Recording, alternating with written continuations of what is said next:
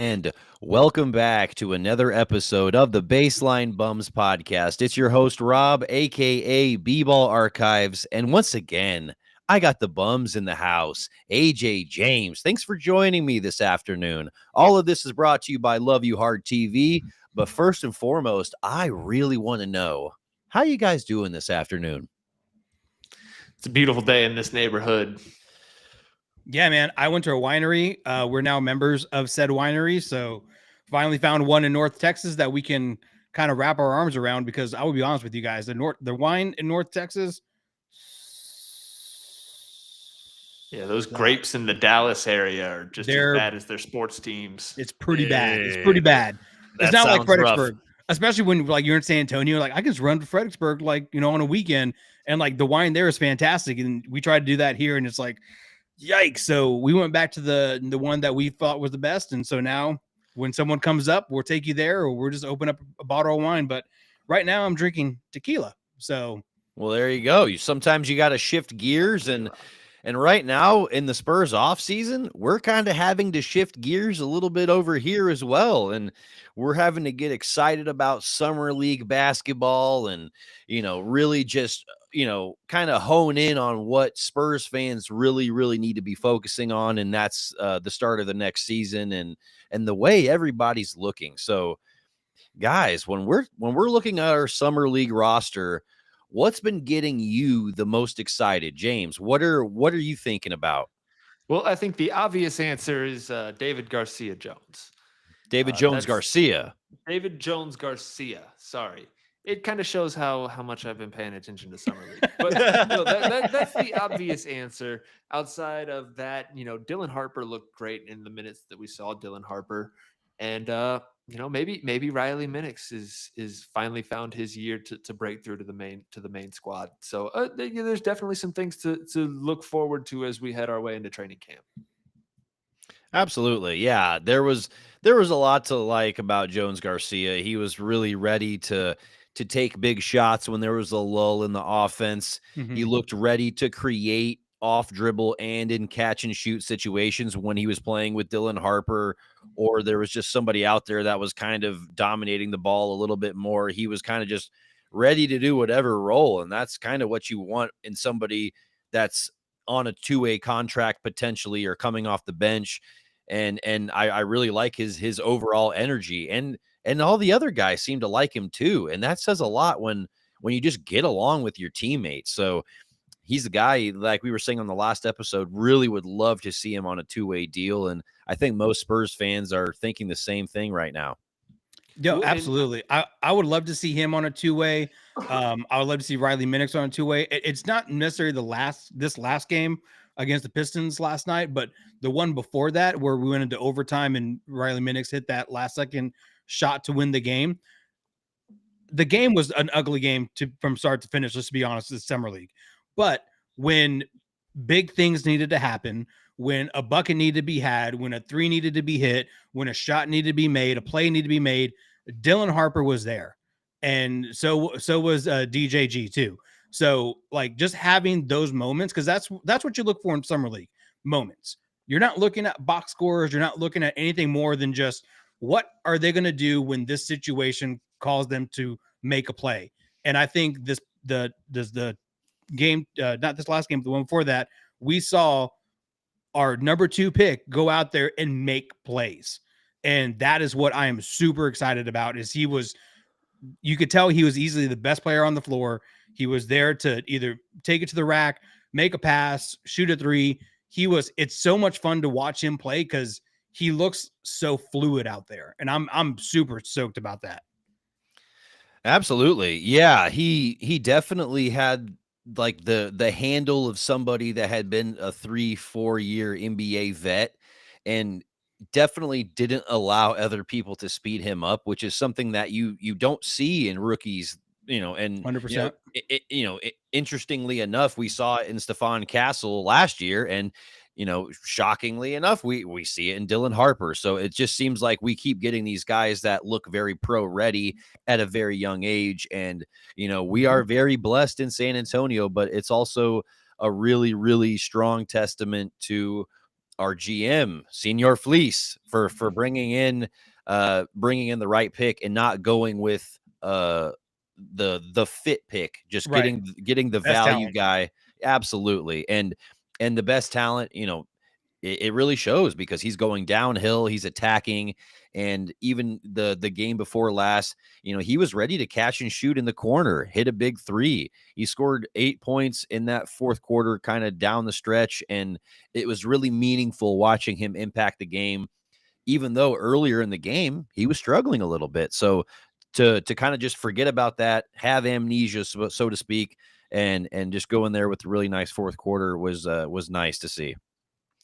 Yeah, you just want your number 2 pick to have that confidence to play like a number 2 pick, especially in the summer league, And I think the Spurs saw everything that they needed to see out of him. Right. And going back to DJG, did y'all know that he was all G League last year? First team All G League? Mm-hmm. Yeah, I he's had he's no somebody idea. he's a somebody hooper. he's been putting up numbers since, I mean, his senior year of college. Yeah. I mean, he's been First really team All AAC at Memphis. yeah, I mean, he was 22 points a game there and has pretty much consistently been scoring that wherever he's been. And I know that obviously wouldn't be his role with us, but if he was to, we have a couple of guys. We have Vassell, we have Keldon, and maybe another injury, and he's actually forced to play 12, 13, 14 minutes a game some nights. He could actually be expected to come in there, go 3 for 4 from beyond the arc, hit some key free throws. Yep. I wouldn't be surprised. He's also sneaky tall too. Oh, yeah. He's 6'6". He's a Yeah. willing defender, so I think the Spurs might have actually found something in the summer league, and if that ever actually translates, then I mean, this is what the summer league is for. 100%. It's for finding diamonds in the rough. Oh, yeah. But like, I really, one of the examples I want to bring up, last year I saw a guy make a huge jump, was Julian Strother. He had a really good summer league last year. Showed that he made a huge improvement on his 3-point shot, was putting up about 20, 22 a game. And then now we see, the Nuggets in the postseason, and they're actually giving him minutes, and he's actually like a spark plug off the bench in some of these playoff games, and actually had 12, 15 points in a couple of these games. So it really just goes to show that, you can make a difference if you're impacting these summer league games in the right way, and your team actually develops some trust around you. For sure. Do you guys have any opinions on Harrison Ingram and what we've seen from him in the summer league? Cut bait. He just for what was what pick did we have him? Like, was it in the mid-20s or so? No, he was a second round. It was second round pick. It was like in the 40s or 50s, I want to say. So yeah. So with that second round pick, it's like we tried. We want to see improvement, but for whatever reason, he can't get over that hump. And I mean, obviously, we don't want to look at box scores and determine anything, but when you're putting up 5 and 5, it's like, like if you're doing that in this G League, what's going to happen then? And he also struggled from shooting, from what I saw, like just him shooting perimeter shots, long twos. It seemed that he wasn't really consistent. I mean, something that he's probably working on, but at this point, I think we see out his contract and call it a day. Yeah, no, I agree. Some people online were hoping to see some progress out of that. We have an MVP that, or 3-time MVP that came from the 41st pick. So I think a lot of people now have inflated expectations for some second round picks. And I know I had seen some chatter on that. Yeah, well, and then also, you start to like look at Riley Minix, who someone on the last podcast, Rob and I like really honed in on, because we were just like, we want to see him like just get in that rotation, because we know he can shoot and we know he's a great guy like on the court, and just he's not making mistakes essentially. And then that game, he hits that game-winning shot, and you're like, this is what we've been waiting for. Like, this is what I want to see. And granted, he didn't have a great game that game, but he made the game-winning shot, and that's all that really matters. So, someone like him, I feel, took that next step where Harrison Ingram took a step back in this summer league. Yeah, absolutely. Yeah, I couldn't agree more. I loved a quote from Riley Minix after he hit that game winner, and it just speaks to his basketball IQ. He was like, yeah, the play was drawn for Dylan Harper, and if he didn't get the ball, it was going to be like a lob to Carter Bryant.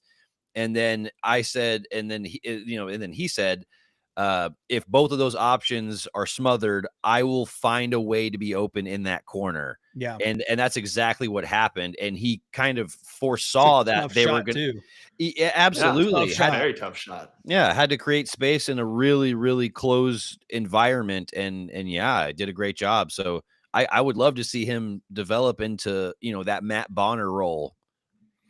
Yeah, he's a little bit more of a guard, but I think just guys like that you can keep in the system are important for those instances of someone's hurt. We need you. We need 10 minutes a game from you for 2 weeks. Riley Minix reminds me of a guy that if we were in the playoff conversation like consistently, not just hoping for this year, but if we were in the playoff conversation, he seems like a guy that could come off the bench and score like 12 points and kind of will us to victory. Like he just seems like that kind of guy that you give him minutes because someone got into foul trouble and just hope for the best and the best happens. So, he just reminds me of that kind of player. But, at the end of the day, we have some great players. I'm glad that Carter Bryant didn't play again, but seeing him on the bench and his potential leadership that he could have on the bench if he's calling out defensive plays and trying to get people in the right places, and we have someone yelling from the corner to do something, that can make a difference between us winning 42 games and us winning like 48 games. So, we'll see kind of where he lands from there. I'm glad he had a good shooting game before they shut him down. Even though they got blown out in that particular game, I'm glad he was able to see the ball go through the net. Sure.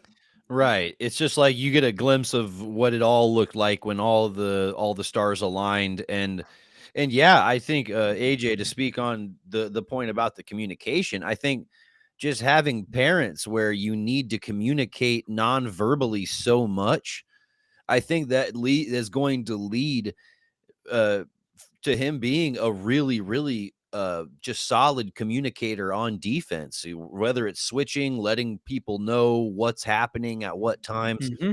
I feel very, very confident that he's going to be one of our anchors for a long time. And I hope that we're not putting too much eggs in the Carter Bryant basket, but it feels like something that, it feels good right now. I think the Carter Bryant vision is what we hoped Keldon would be. That high energy, high impact guy that can actually play both ends. Right. Keldon most nights is a cone and just gets blown by. He's one of the worst defensive players in the league for years on end now. Right. And it's really frustrating because he's strong and he can muscle players, but it's just he's a little bit slow-footed for what we need him to be. And he just lacks attention to detail. And you see a guy like Carter Bryant, he does not. He's gonna be on his man like white on rice. And you've seen multiple clips of Keldon just kind of losing focus defensively. Yeah, that's very true. But overall, I mean, Summer League came and went. Cool. Like, right. Cool. I just, you want to come and see like, who's making a splash. And we got the people that made the splash. Dylan Harper looks great. Carter Bryant looks great. DJG should be on a two-way. I outside of that, like, I don't think we need to really talk anymore about what Spurs got out of Summer League, because there's really not much more outside of that. I would say maybe switch Harrison Ingram and Riley Minix and call it a day. About 3 weeks from the schedule drop. So, yeah. It'll be exciting to see how that goes. That'll be a whole episode in itself. Just kind of, we'll be able to do a lot more accurate projecting at that point. And I will be buying tickets possibly live on air whenever the Spurs go to Dallas, because that is going to happen. Shit, I might even look at Oklahoma City Thunder tickets too. There we go. It's just depending on how we're looking, but I am fucking pumped for the season, dog. I am so pumped. We got a lot. I can't wait, man. Yeah. Wimby year 3. I don't think people are ready for it. I don't think they are either. People in this market are ready for it. Like if Right. you just listen to some of the local chatter, I just don't think people know what we have.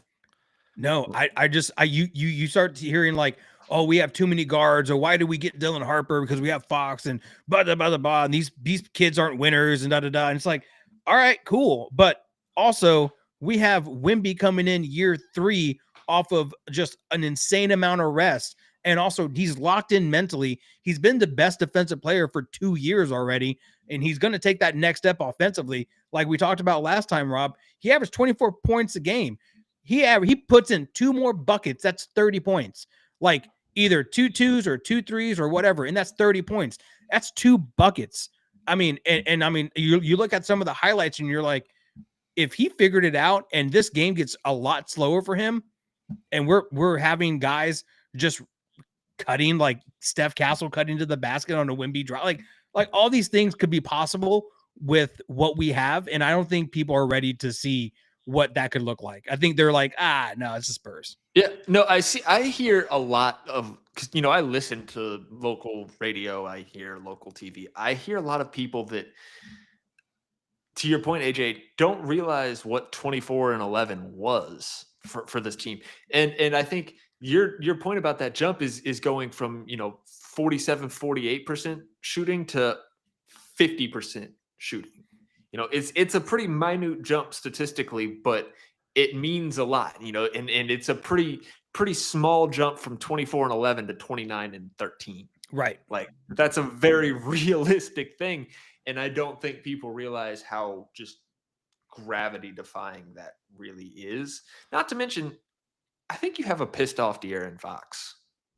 Yes, because there's a lot of people that are saying he's potentially the odd man out. Yeah, and if you have a lot of people that are saying that about you, and you just got there, and it's a place you really want to be, yeah, how is that not going to ruffle your feathers? Yeah, and it's not like he's not immensely talented. So I think there's a lot of hope that we haven't had in the past 6-7 years. Yeah, and now that the NBA is positionless, it's easier for you to run out 4 guards and Wemby and call it a great lineup. Like it's not out of the question. I don't think we're gonna find ourselves trying how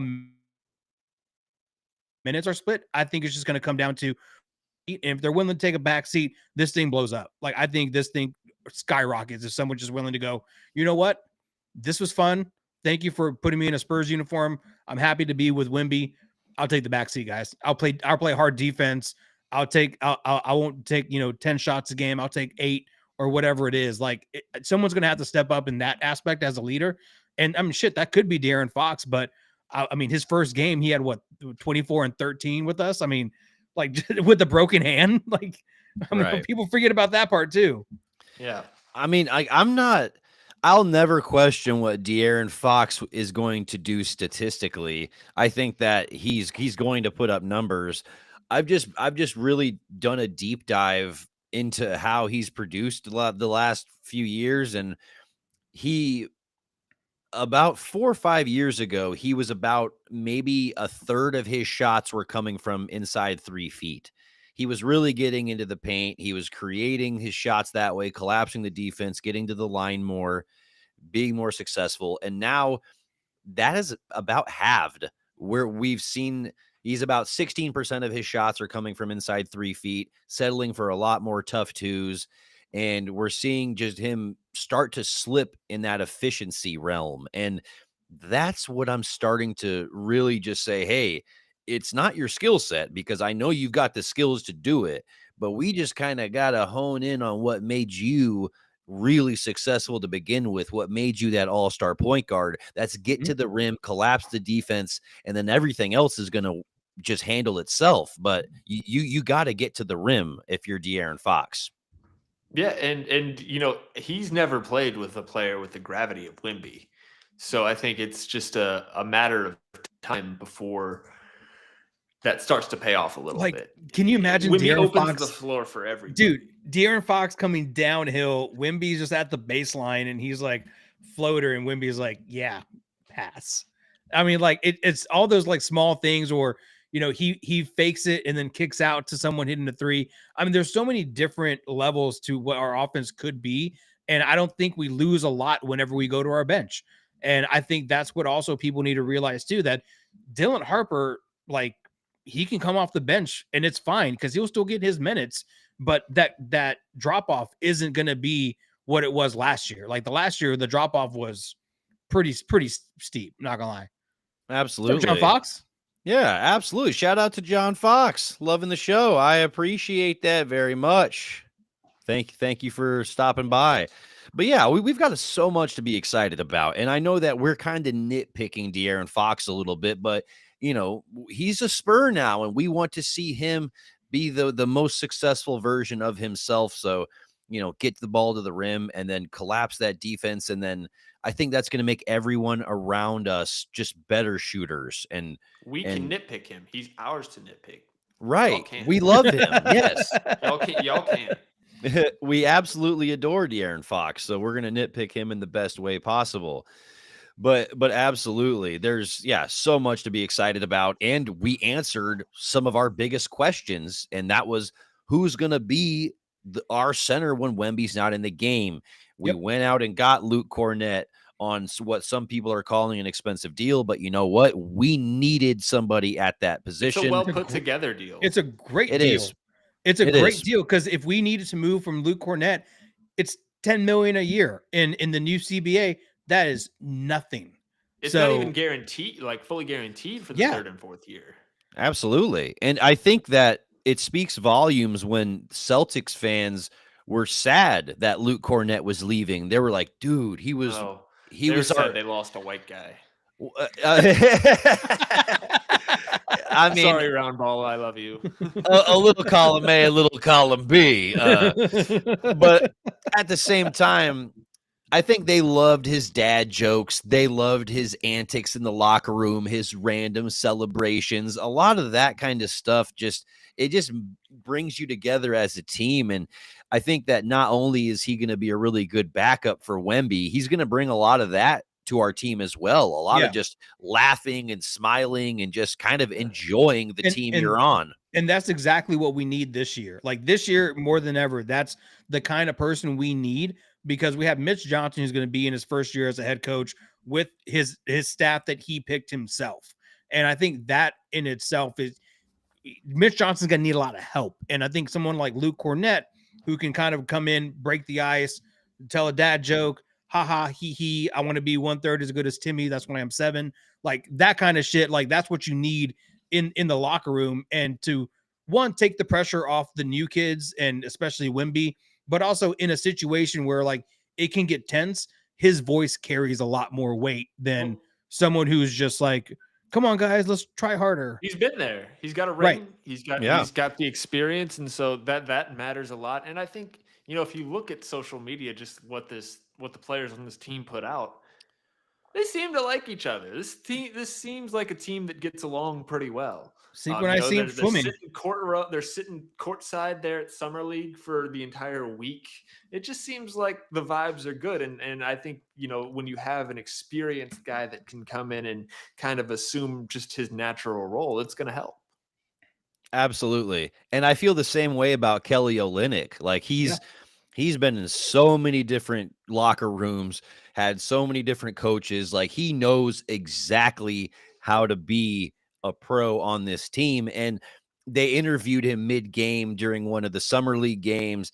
And it was so refreshing to hear his mentality about like, I'm not going to do a single thing here, but just try to help this team win games, whatever possible. I'm the 10th, 11th man on the bench. It doesn't matter. He understands that he's just coming in to get rebounds, shoot a 3 every once in a while. And that's really about it. We're not going to ask him to do too much more than play 12 minutes a game and just try to be decent. Yeah. Oh, I got an idea too. Love's arm out sometimes. If there's someone in San Antonio that has a restaurant, if you don't come up with a breakfast taco called the Olynyk that has maple syrup in it, like you're doing yourself a disservice.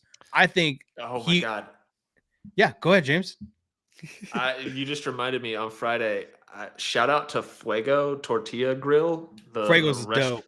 It's like a hotel restaurant, but I had a chicken and waffle taco. Oh my God, y'all. This was the best taco I've ever had. See, that's what I mean. And you put Dang. that, I mean, I don't know if it was the best taco I've ever had, but it was certainly the most decadent taco I've ever but had. like you put some maple syrup, call it the Olenek because he's from Canada. All of a sudden, you have a nice little gem in your face. So I'm just saying, like San Antonio likes gimmicks, and that's a good gimmick. You're welcome, San Antonio. Maybe it'll be Jim's that does it. There you go. I could see it. Go get a maple syrup taco and a frontier burger at Jim's.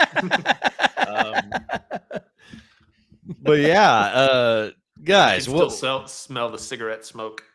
That was the best part, man. Dude, I love Jim's. I love Jim's. Yeah, and they're open too. Like you could just stroll into Jim's at 2:30 in the morning after like 7 old fashions, and you're like, you know what? I'm gonna get a little bit too much food right now. It's about to happen. Chicken fried steak. And You're doing it at 2:30 in the afternoon too. Your waitress has been working there since '78 as a teenager. Oh my goodness. She's seen some things, man. Right. That's like an old person version of Waffle House, essentially. The fucking the dolls in the claw machine have the eyes move. They like track you. That's funny. Official sponsor of the Baseline Bums podcast. I could dig it. I could dig it. No, I'm just kidding. They are certainly Jim's. not. I wish I'd be eating there a lot more. But you know who is the sponsor of our podcast, Rob? the Solar Scouts. Yes, they are. Absolutely. If you need clean, reliable solar energy, and that's just about everyone. If you are a homeowner, you need to entertain solar energy, a solar energy solution. Why not try the Solar Scouts? They are friends of the Bums. They are official sponsors of the podcast. Go to thesolarscouts.com, change your electric bill for a fresh solar bill. And you know what? Why not give them a call? Because they're super friendly, they're very reliable, and they sell a great product. Yeah, I think Amen to I that. might be calling the Solar Scout soon. You got it. Easy enough for me to say. My power went out. My power went out for 2 hours on Thursday, and I was just thinking all about the Solar Scouts. I even made a bad dad joke with my wife. So you know what? I think we could be learning personally about the beauty of solar power from the Solar Scouts. Well, there we go. They provide free consultations. So just go to this link right here, thesolarscouts.com/bums, and send them an email saying what's up. Yeah, just say hi. Just say, hey, how you doing? Yeah. Don't even talk How you solar. doing? Just say, hey, what's up? Yeah. Just say, hey, what's going on? I hear there's a sun out there and I'm looking to harness it. What's up Harness about the sun? energy. How you doing? Absolutely. But yeah, seriously, great people over there. Great product. Yeah, definitely hit Harness energy block bad. Feel the flow, Happy. Feel it. Shout out to Happy Gilmore 2 about to drop on Dude, Friday. We might have to do a review of Happy Gilmore 2 just as like a hey, yes, watch it. It's great, or oof, they tried and this is why they did it 30 years later. Well, I mean, it's Netflix, so I can already imagine they're doing it in such a formulaic way where it's probably going to be bad. But at the same time, I think it'll have its moments. And if it has enough of those just snapshots, enough of those quotable moments, we'll like it enough, you know. I paid physical money to see Anchorman 2 in theaters. It can't be worse than that. I mean, it can. You know who's really bad though? Like bad? Julie Bowen. Holy shit. She might be my celebrity crush. She is gorgeous. And I watch Modern Family because I'm like, yes. I don't hate that one bit. It kind of seems like we're freestyling a little bit. Sorry, my bad. No. Let's talk about Bradley Beal actually. Well, that's a fantastic segment right there. Are we going to jump into Bradley Beal's 2-year, $11 million deal with the Clippers? Speaking of bad, in my opinion, I think it's a terrible, terrible thing for the Clippers. I think it's great for Bradley Beal because now he's going to double dip. Fantastic for him. But I just don't see the Clippers being any better that they've gotten older. Like, and you already have health issues with Kawhi Leonard. You have health issues with James Harden. You add a Bradley Beal who also has health issues. And then you couple that with how old their roster is already. I don't see this team being any better. I see them being slightly worse if he comes and he's the cancer in the locker room. So I know he's going to probably average like 15 points a game or so, but I don't like it. I think it's terrible. And I think that puts their starting lineup at over 31 years of age. And then you add Nicholas Batum coming off the bench. Like it just doesn't do anything for me. It doesn't make my wiener pop. So what do you guys think? Yeah. I think on paper it makes them better, but it's just how much and does it really matter? You know, we're talking about a team that was a first round exit, and like, what does it make them a first round exit with one more game? Like, what are we talking about here? Right. Yeah, I'm in full agreement. Like a non-needle moving thing for me. I think after they shipped Norman Powell out, like they needed some more shooting. They needed somebody to fill that void. And I think he'll fill some of that void. I just think that, Norman Powell was borderline all-star conversations, and I don't think Bradley Beal will be that at all. Norman Powell was literally the reason why they made the playoffs. Like he carried that team whenever Kawhi went out, and he was averaging like 20-something points a game. And he was a snub. I will say he was a snub on the All-Star team. So now he got shipped out. You bring in Bradley Beal, who's older, who hasn't shown the same kind of, I guess, statistics that Norm Powell has. And now you have like this kind of void. And I mean, looks good on paper. You play great on 2K, but in the real life, I don't think he's going to do shit. Yeah, I mean, I think I'm right there with you, AJ. I think that he's going to fill some of that void, but ultimately Bradley Beal's trending in the wrong direction. I mean, I don't really see him more than a 15-point kind of guy, and then he needs to hit 40% from 3 if he's going to be playing the role he is, because he's not going to be creating. He's going to be volume. Right, It's right. wild. And he's going to be playing catch and shoot next to Harden. So he's not going to be dribble, pull up like he was in Phoenix. He's going to be Harden, ball dominant as ever. And then he's going to be sitting there waiting to catch and shoot. He's got to be ready. It's wild that Norman Powell is a month older than Bradley Beal, but it does not feel like that. No, the way their games are aging, or the way that their past couple of years have gone, it feels like one's ascending and the other's descending, and that shouldn't necessarily be the case for a 32-year-old. I do think that, like I said, on paper, Bradley Beal is a better player than Norman Powell, but not enough to really matter. And it's always what Janet Jackson used to say is, "What have you done for me lately?" And lately, Powell has been a much better player than Bradley Beal. Yeah. And well, he's been available, and I tend to think maybe a little too harshly, but I think the past couple of years, 2-3 years, have shown I think Bradley Beal is just kind of a losing player. I think so what happens when you spend that much time with the Wizards? Your team is worse with him on it. Yeah.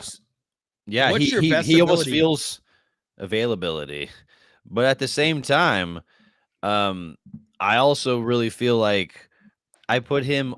This might be rough, but I almost put him in that like Julius Randle category, where a lot of the statistics you put up, I feel like they look really good when you kind of break them down. But are you a winning basketball player? Does your style mixed with other people's, is that conducive to winning? And I don't feel like either of those players are really. And this is not a new thing. Like, we've been seeing this from Bradley Beal since 2015, 2016, right. Like since he broke into the league. Hell, even at Florida, we were having this conversation of like, what kind of player is this? And Rob, to your point, like when Julius Randle was Julius Randle, when he was actually playing well, the T-Wolves won playoff games. But when he decided to be Julius Randle that we all know and love, they lost and they got knocked out. And like that's a great comparison. Same tier as Bradley Beal. I think you nailed that one on the head. Yeah, it's like you can live you live and you die by those players that kind of you get a really good floor, but then that ceiling just tops out at the worst time. Yeah, we've seen it time and time again.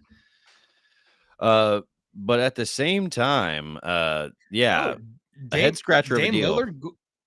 Dame Lillard going back to Portland on a $42 million deal. Yeah. Holy what is Portland shit. doing? They're saying thank you. We need to sell jerseys, and you the one who sold the most jerseys. Right. Like, I think Portland just feels like they're doing the right thing and just bringing Dame home so he could be closer to his family and stuff like that. And I feel like they owe it. They feel like they owe it to one of their guys that they're going to put in the rafters one day. yeah, I mean, I haven't seen the deals to this contract, but if they're actually paying him $14 million this season, that's insane. Damian Lillard will make $70 million while rehabbing an Achilles. That's It's nuts. good work if you can get it.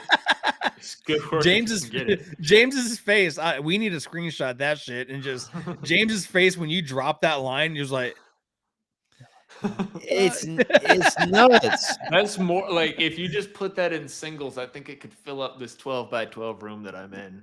I'm sure it could clear it in a heartbeat. I'm sure it could. It would be like if the Spurs brought back Kawhi and you're like, what are we doing? Like, this is ridiculous. But, I think the Spurs bringing back Kawhi would make more sense. At least Kawhi can do stuff still. Right. Yeah. But I never thought I'd see Damian Lillard in another Portland jersey, but here we are, and it's going to make the fans happy. It's going to make the people around Oregon happy. Everyone can bring out their Lillard jerseys again, but it's hopefully you didn't burn them. I mean, hopefully you didn't burn it. Well, yeah, hopefully. Traded, so yeah, that's what I'm saying. Hopefully it wasn't like, oh, we're pissed off that he was. What if he came back with a different requesting number out to fuck with people? Oh my god, that even better because he can't be Scoot's 00. Oh, but if he came back and was a different number, that actually would make them even more than what they had. So that might behoove them, honestly. Yeah, you never know. Yeah, that's certainly an interesting situation. You never know. But guys, are you feeling up for a little Spurs trivia real quick? Ooh, absolutely. Can I entice you? Can I entice you in a little Spurs trivia? Are we working together or are we working individually? I think that I'm gonna have y'all work together. All right, James, don't fuck this up. Because some of these may be a little bit more difficult than others. Do I need to write anything down? I don't know. Depends on your memory. Okay, so first question. I need y'all to name every Spurs player that has averaged 20 points a game or more for multiple seasons. Okay. Just with the Spurs, not in a row? Or... With the Spurs. Scored 20 points per game. How many are there? Seasons. There's 12. But some of them are going to be incredibly hard. And I'm going to excuse multiple of these. Okay, 12. I think, James, we get the hard ones out first. Okay. Like, part of me thinks Dominique Wilkins averaged 20 with us. I don't think he did it for multiple seasons, though. Oh. Yeah, it has to be multiple seasons. Multiple seasons. Oh. Multiple seasons. So if it was a one-time flash in the pan, doesn't count. Ooh, this is a tough one. All right, James, go ahead. Is Artis Gilmore one of them? That's incorrect. Okay. Is Johnny Moore one of them? That's incorrect. Okay. All right. Let's get the easy ones out first then, James. Okay. We got to see the ball go through the net. So David Robinson and Tim Duncan, obviously. Both did it 8 times. George Gervin. Did it 11 times. Alvin Robertson? That's incorrect. Oh, wow. Okay. Did Tony average 20 back to back? I don't think Tony. It's not back to back. It's just twice, right? Just like in his career. He did it twice. That is correct. There we go. I don't think Manu that's- ever averaged 20 a game. No, I don't he never think did. Yeah. He never So did. that's 4. We got 8 more. That is correct. Wemby hasn't done it yet. But 2 of these are like I would not be able to get these on my best day. Wemby has done it. I don't know if he has enough games to qualify, but Wemby has done it. Yes. Did Wemby average 20 his rookie year? Yeah. I thought it was like Wemby 18, is correct. 19. Okay, Wemby cool. is correct. That's 5.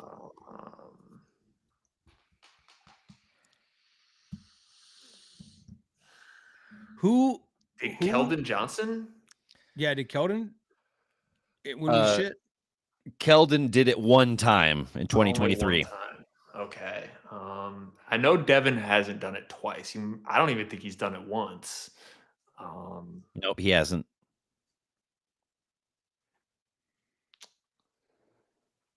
Did we have Derek Anderson for more than 1 year? Not as a scorer. Okay. I think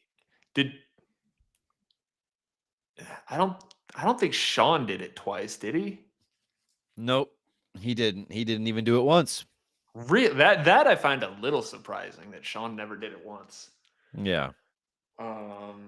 Thinking they have 9 retired jerseys. So we've been through Manu never did it, Sean never did it, Johnny Moore never did it. Definitely. I mean, there's names in all of the various Spurs eras, but there's a couple of names that should be layups more recently.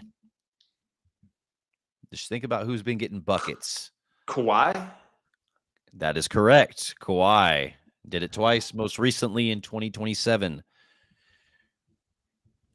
So that's I don't know why the 6. chat's not helping us with this, by the way. The chat should be blowing up, being like, you dumbasses, you got to know this. So we got half of them. Yes. And 2 of these are damn near impossible. So there's really like 10.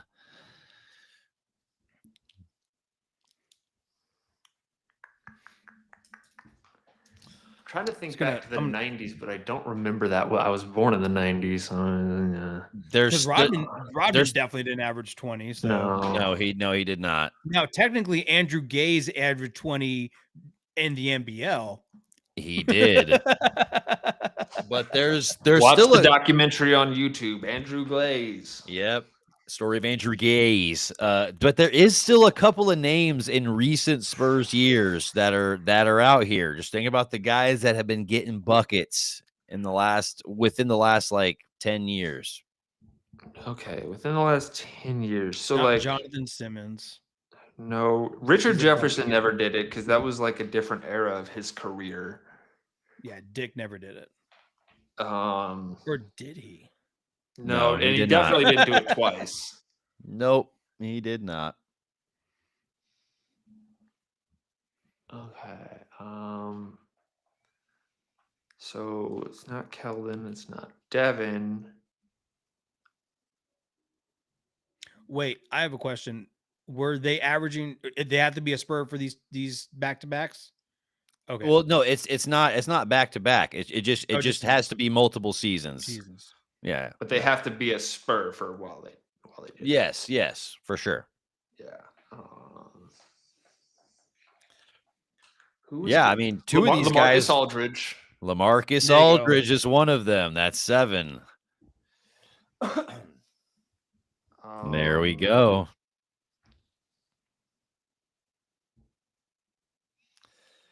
And there's another guy that's in that same, like within the same sort of. Did he do average 20 with us? He did not. Okay, because I know he did average 20 for, I want to say, like the Magic.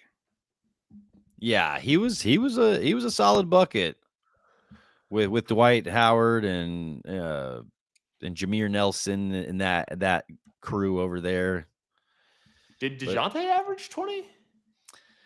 He did one time. That was Only 2022. Once. Okay, only once. He did one Oh, time. DeMar DeRozan. Yes, indeed. That he did it 3 times, lastly in 2021. And so that's 8, right? 8. Yes. 8. Right now, you just have 2 guys that each did this 4 times. And we're going to be going backwards in time. Okay. Think about bucket getters from Spurs lore 50 years ago. These names might be a little bit tough because I know that they're Okay, not. I'm just throwing this out. I don't think this is correct, and I'm pulling this way out of my ass. Kobe Dietrich? That is not correct. No. It's a good pull though. You know what? I'm gonna be honest with you, Rob. Okay, go ahead, James. Go ahead. What about the minister? What about Terry Cummings? Terry Cummings did it 1 time in 1990. Great voice, by the way. Sang the national anthem, just crushed it. Dropped an R&B album, amazing. Are we in the same era of B players, or do we need to go more back? We need to think about 80s hoopers. 80s hoopers. Okay. 80s so all ballers. These are NBA players. There's not anybody that like ABA Spurs. Yes. Okay. Yep. I don't know my 80s Spurs anymore. I don't know. So we already got Gervin. He was here till 84. Who's the homie with the number 54, the white dude? Off the top of my head, I'm trying to think. That's right. Jack Sigma? Was that him? No, he never played for the Spurs. One of the Bruce brothers, did they average 20 at any point in time? Negative. Yeah, these are 2 guys that aren't Jackie Moon. Yeah, these are 2 guys that aren't super big Spurs household names, but you definitely hear their names get brought up when you hear like top 10. Did Ross Strickland ever average 20 for us? He did not. Oh, fuck. I was hoping for that one. No. Dale Ellis? He did not. Negative. Who was getting buckets in the 80s? Jesus, 80s bucket getters. Whenever you tell us, it's gonna really piss us off. I know that for a fact. I might dunk on you for making us think this much on a Sunday. So, I mean, I thought this would have been the hard part. I didn't know we were going to be struggling with LaMarcus Aldridge and DeMar DeRozan. That's fair. That is fair. God dang, who is it? Anyone retired jersey that we haven't said? No, neither of these guys are retired jerseys. This predates my time on this earth. This predates all of our time on this earth. Yep. Yeah, Rob, I'm gonna go ahead and wave the white flag, to be honest with you. All right. Yeah, piss me off. All right. We've got Mike Mitchell. That guy. In 1986 was the last time he did this. And then we've got Larry Keenan.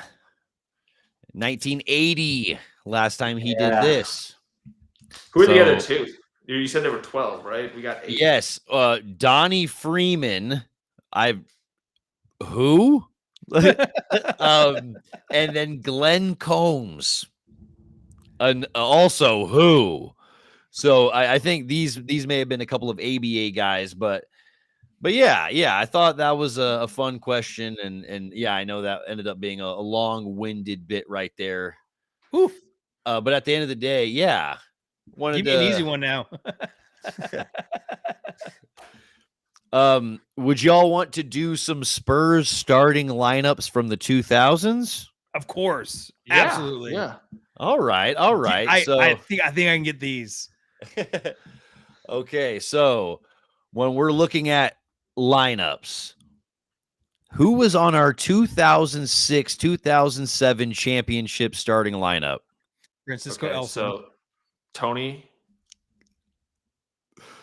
Francisco Wilson was the He the is. He five? was. He was the 5. Yeah. He was a I know starting for a 5. fact. Was Oberto on the bench? Yes.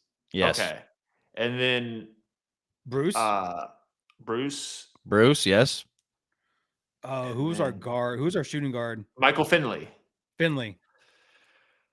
Actually, that was 1 year where Manu technically started more games. Okay. So Manu was starter that year. Was Bano on that team? I think Benno was a little bit earlier. I know Benno won the 05 ring. Yeah. I think he was there for like 03, 04, and 05. Yeah. But shout out to Ghost 21. What's up, my dude? Go Spurs, go indeed. We're just doing some Spurs random trivia over here. Guys, how about the 08-09 season? Okay, so obviously Tim and Tony.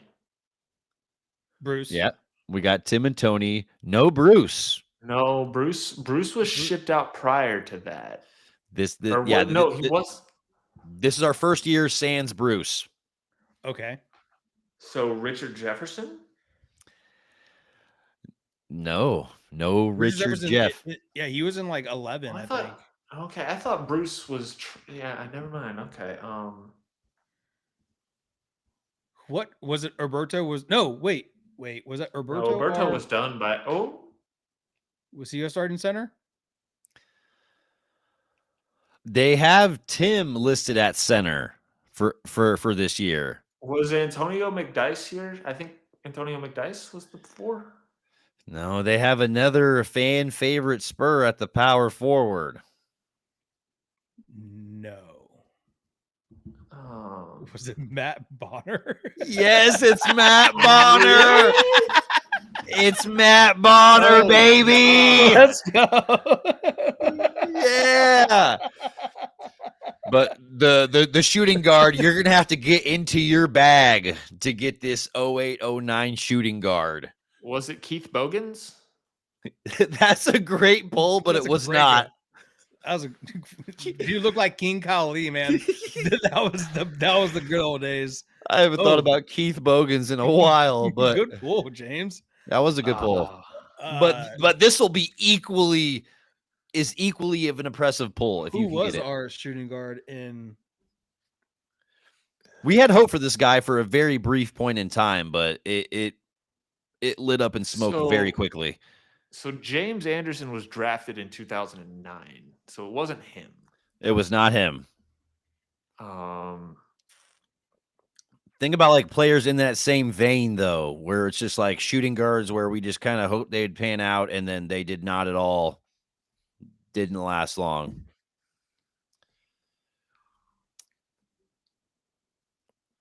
But also, you got to get the small forward as well. Can you give me where if I asked you where he went to college, a shooting guard, would that give it away or? Oh man, I can't remember. I'll have to look that up really quick. And we got to get our small forward too, James, too. Small forward. So the small forward, his name was actually mentioned earlier. His name has already been mentioned on a previous year.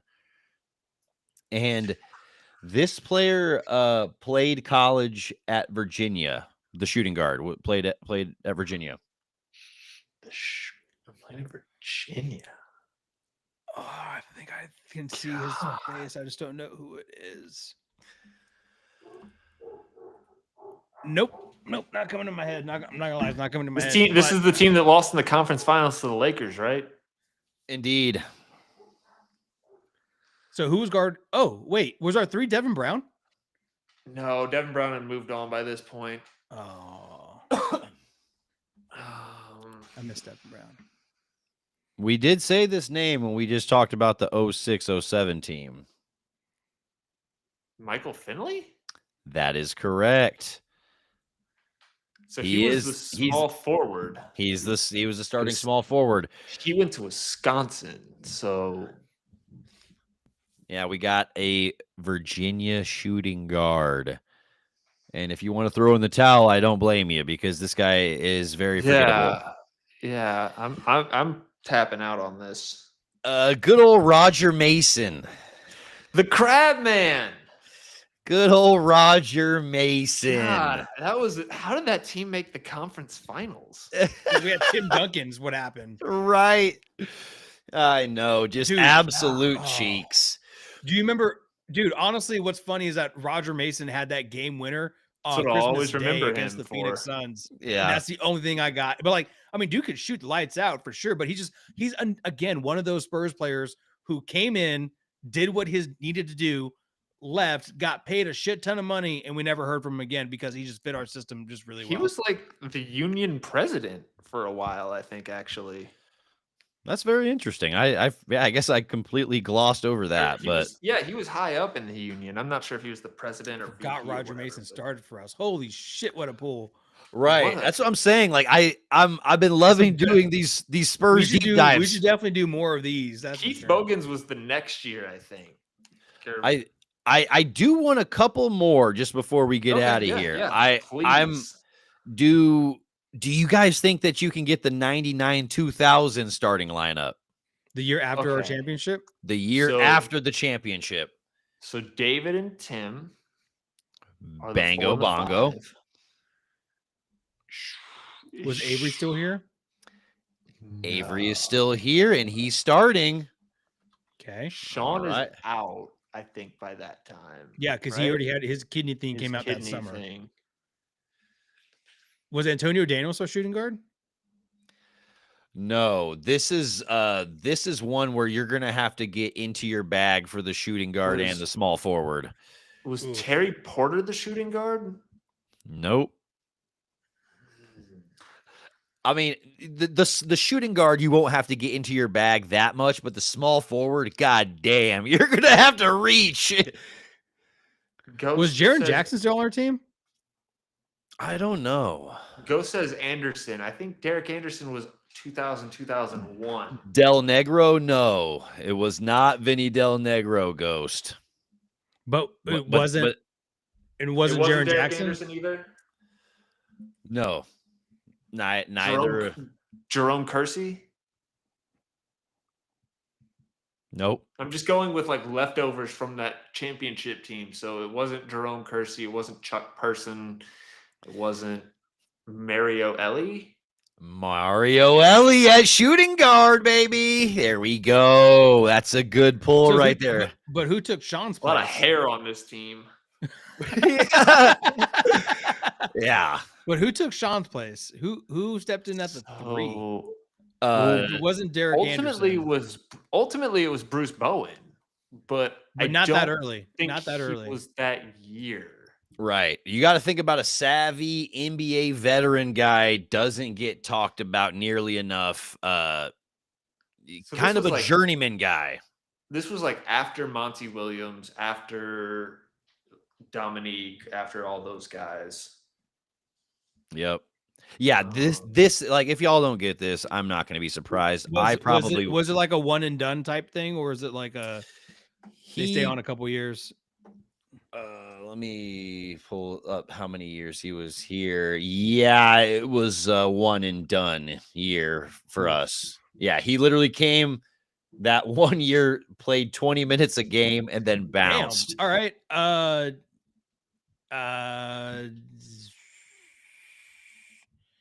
James, I can't think right now. Wait, I'm sure he's American, right? Yes, he is. Yep. God. He is. And it wouldn't surprise me, yeah, if y'all don't get this one, it's gonna be kind of tough. Wait. I'm not done yet.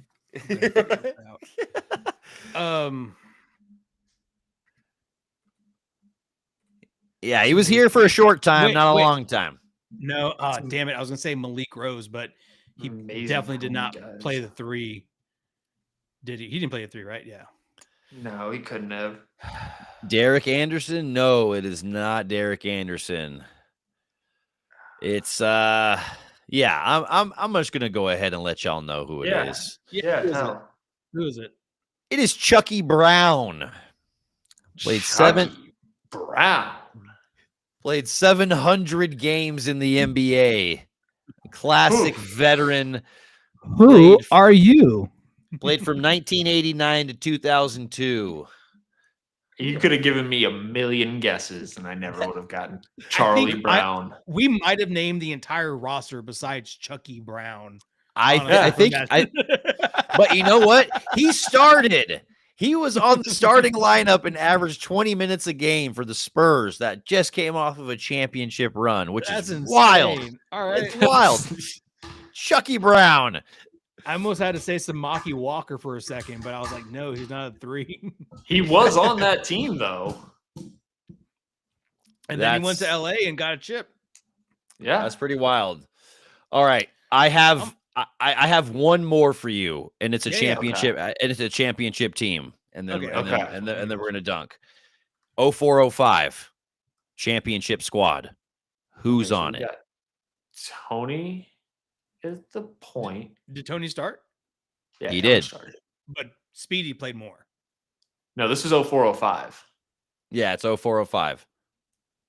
I mean, he started 0203 as well, but yeah, Speedy played. Okay, Speedy played a lot too. Tony and Tim are the 1 and the 4. This is Rasho's the 5. That's correct. All of that is correct. Bruce had to be the 3. Bruce is the 3. Bruce is the 3. Is Brent Barry the 2? The 2 is more obvious than that. Manu? It's Manu. There we go, guys. That was his first All-Star year. Yes. Okay, guys. Yeah, I wanted to end some trivia on a nice, positive, easy one. Yeah, we got one. I felt like that was pretty solid. So and shout out to the listeners who aren't listening to this live, going, it's fucking Chucky Brown. But you know what? If you knew that was Chucky Brown, you're sitting in front of a computer right now. Because who knew that? Guys, I gotta admit, I cheated. I pulled up the Basketball Reference page, and I still didn't know. Like, I'm looking at this, I'm like, Jaren Jackson, Jerome Kersey. I'm like, no, we already said these names. I'm like, Derek Dial or Chucky Brown. It's got to be one of those two. It's like, I can't pull Derek Dial because that's too obvious. I got to my third guess, and I cheated. Oh my goodness. Yeah, I honestly, we're gonna have to do some more Spurs trivia just because it's such a good excuse just to bring up old Spurs players and talk about them randomly. And I think that's one of the most fun things we can do as people that has a Spurs podcast. Why the hell not? Yeah.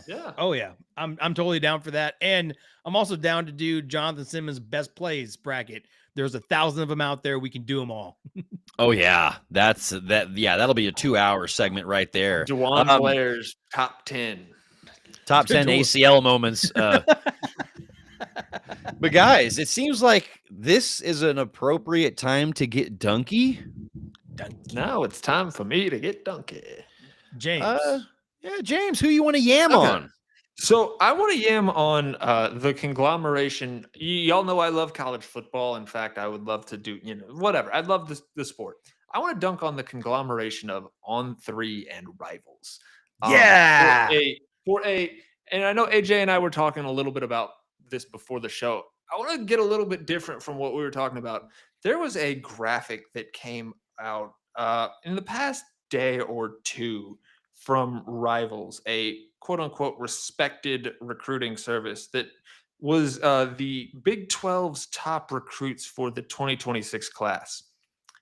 There are 4 players that I count on this list: Felix Ojo, Texas Tech; Ryder Lyons, quarterback BYU; Jamarian Carlton, edge Baylor; and Kaishan Henderson, quarterback Houston, that were 5-star recruits before they committed to Big 12 schools.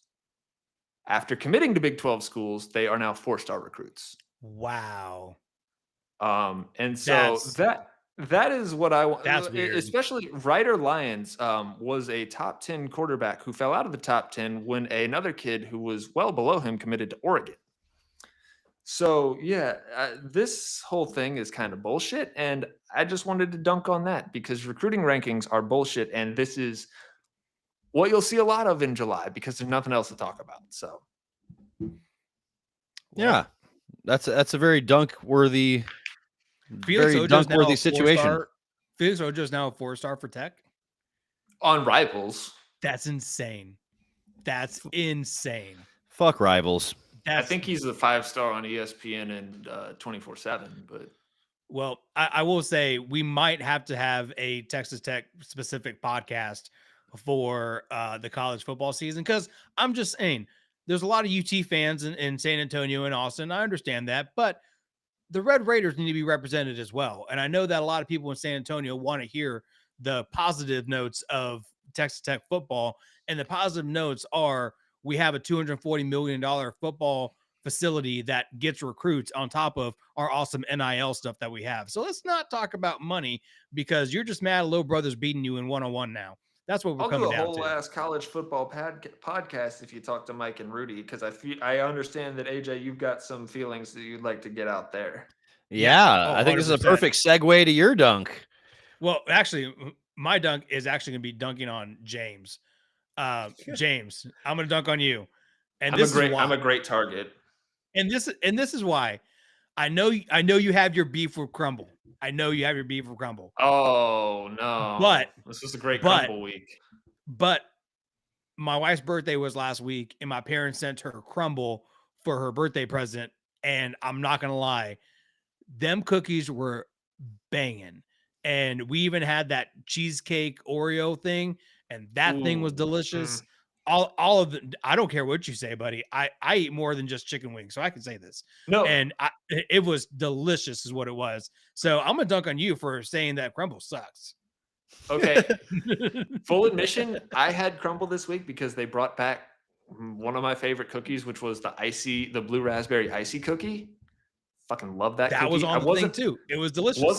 Wasn't a huge fan of the cheesecake. It tasted a little too cheesecakey for me, a little too cheesy, but everything else was delicious. So yeah, you're wrong.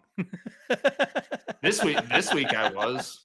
Is this us trying to get Crumble back as a potential sponsor? Potentially, I would say I loved Crumble, and also a pseudo dunk. Yeah, and great fantasy week for Crumble this week. Right. I would start Crumble at my flex, but let's not get carried away. And also a second dunk to Adam for watching box scores in Summer League. Buddy, that's not what Summer League's for. I don't want to hear about plus minuses in July. Thank you very much. Yeah, that's very true. You're kind of getting lost in the weeds at that point. All right, Rob, you gonna dunk on your new Dylan Harper jersey? No, hell no. This is comfortable. This is going to assist my dunking. Is that what you're gonna wear for your wedding? Yeah, actually for the after party I might. But I'm actually gonna dunk on pickup basketball and how people act at the park. I've got some people I show up to play, and there's like people doing like CrossFit workouts on the basketball court. There was one guy like skateboarding on it one time, and I'm like, dude, what the heck? Like, this is a basketball court, and people are like side-eyeing me and other people that are like trying to run fives on there because they're there and like doing some kind of like weird dance routine. It's like, bro, like, this is a basketball court first and foremost. I'm not going to apologize for kicking you off of it, because this is its intended purpose. And so if you are showing up to a basketball court expecting to like, I don't know, like do a weird skateboard or whatever, or feel like it's a good place to do some yoga, it's like, probably find somewhere else.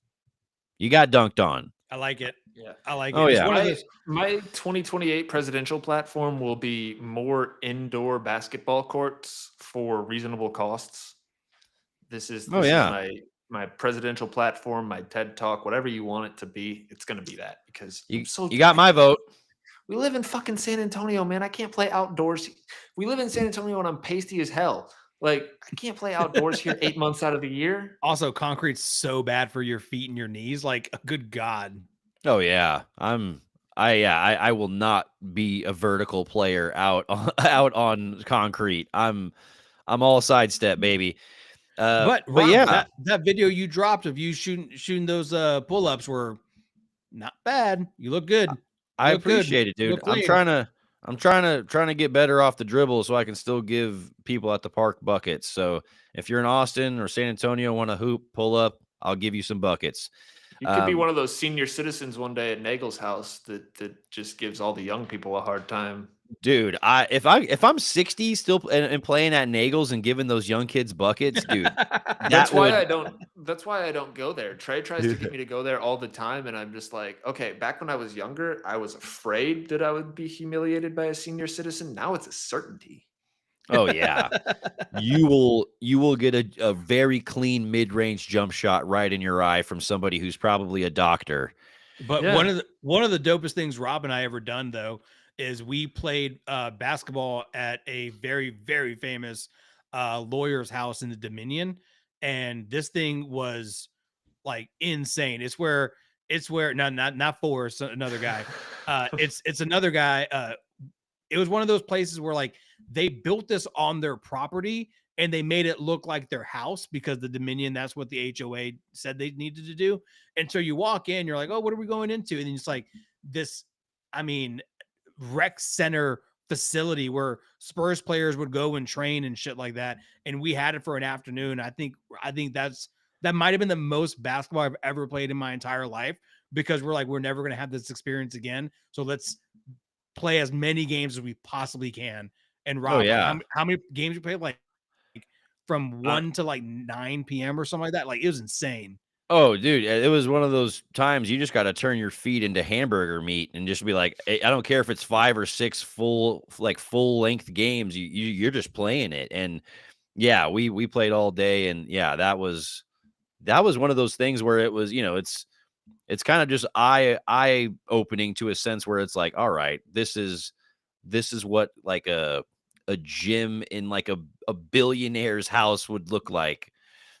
Yeah. Yeah. But ultimately, ultimately, it wasn't even like a birthday present or a Christmas present. It was like a Valentine's Day present to his daughter. Like it was one of those. Like that's how much money this homie had. yeah. If we pool our money together, we can build a quarter of that court. I think we can. I'd be happy with just like a little sport court or something with some air conditioning. Yeah. But yeah, guys, Amen. everyone, if you are still here listening to us yap, you were listening to the Dunks talking about summer league stuff, the Spurs trivia. Guys, we appreciate you. We love you. We not only love you, but we love you hard over here. This podcast would not be the same without you, without your engagement, without your likes, your comments, your shares, and all of the insight that you provide to us. The podcast would not be the same. So once again, we just appreciate the ever living hell out of our audience because you guys make the Bums podcast what it is. So you guys are honorary bums. But guys, that feels like a good episode. I think that we should end this episode the same way we end all of the episodes, guys. Sound good? And that's with a Go. a Spurs. Spurs. A Go.